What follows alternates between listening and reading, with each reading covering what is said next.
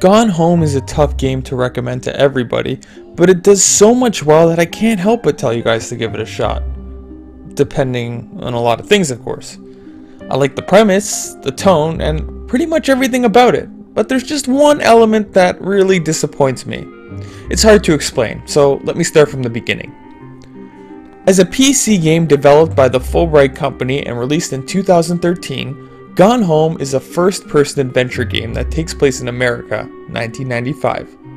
You play as Caitlin, a young 21-year-old woman returning to her family mansion home after being overseas for months. She returns home on a dark, stormy, creepy night to find that her family is nowhere to be found, and the house is absolutely abandoned. I made my family disappear. And that's about all you get to start the game. You don't get direction, you don't have a goal, all you do is explore this giant house and try to find out what the hell is going on.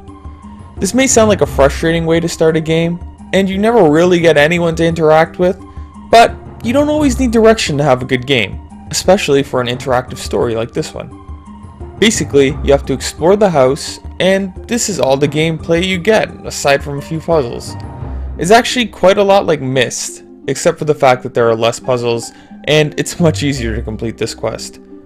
Most of the game, you're examining people's personal shit, rummaging through their drawers, interacting with household items, and slowly piecing together what happened while you were gone. The story of Gone Home is what threw me most for a loop. This is a little bit of a spoiler, but I think everybody should know this before they play it. Basically, the story takes a different turn into more of a personal story about what's happening with this family, like the relationship between the younger sister and her friend, the father's failing career, the mother's extracurricular activities. It's a very personal story, and I know I don't sound terribly excited about the direction the story took, but that's because I was expecting a story with a grander scope and some more craziness. However, that's not really what you got. What you did get was a very unique message and an interesting story, and I love the way that they slowly let you piece it all together. I know I'm just kind of breakdancing on the electric fence here, so I'll try to be a little more straight. This isn't a horror game, and it's ultra realistic. Yeah, despite being alone in this big spooky mansion late at night during a thunderstorm, the game barely tries to play up any scares. I won't say anything more about the story except that it's not quite what I had in mind, but that's probably what the developers intended, and it wasn't a bad story at all. The graphics in the game are what really blew me away because this game looks awesome. It's a nice big mansion to explore with plenty of detail, plenty to see, and plenty to do. Everything has a cool element of detail, the game flows and controls nicely, you can zoom in on things, and there's just a whole bunch to see and do. Also, a ton of 90s nostalgia, like a ton.